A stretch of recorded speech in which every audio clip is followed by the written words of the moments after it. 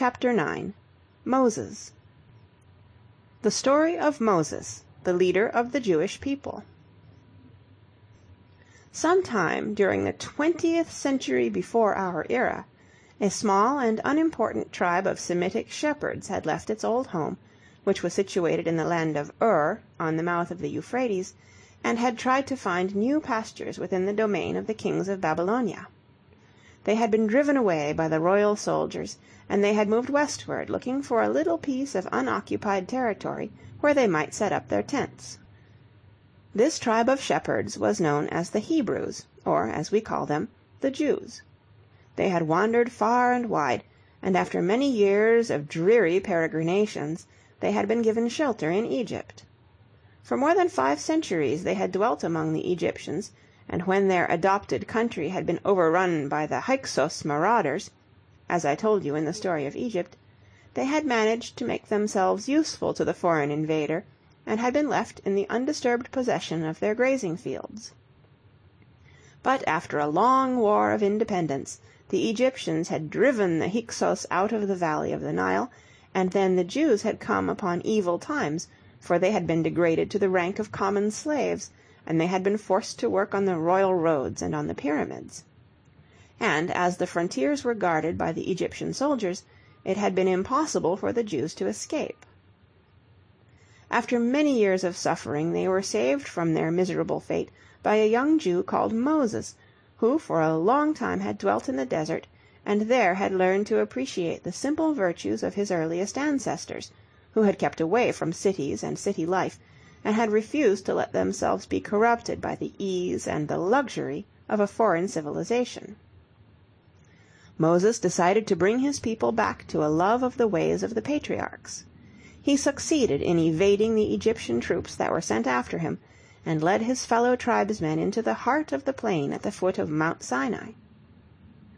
During his long and lonely life in the desert, he had learned to revere the strength of the great God of the thunder and the storm, who ruled the high heavens, and upon whom the shepherds depended for life and light and breath. This God, one of the many divinities who were widely worshipped in Western Asia, was called Jehovah, and through the teaching of Moses he became the sole master of the Hebrew race. One day Moses disappeared from the camp of the Jews.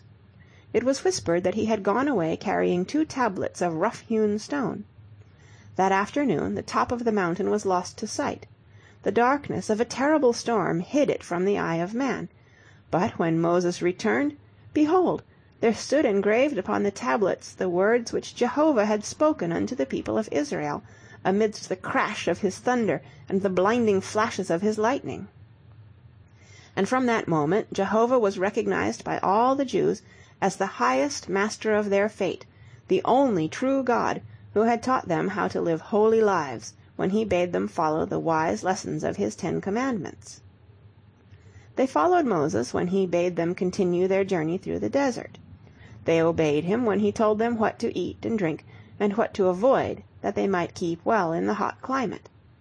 And finally, after many years of wandering, they came to a land which seemed pleasant and prosperous. It was called Palestine, which means the country of the Pilistu, the Philistines, a small tribe of Cretans who had settled along the coast after they had been driven away from their own island. Unfortunately, the mainland, Palestine, was already inhabited by another Semitic race called the Canaanites. But the Jews forced their way into the valleys and built themselves cities, and constructed a mighty temple in a town which they named Jerusalem, the home of peace. As for Moses, he was no longer the leader of his people. He had been allowed to see the mountain ridges of Palestine from afar. Then he had closed his tired eyes for all time. He had worked faithfully and hard to please Jehovah.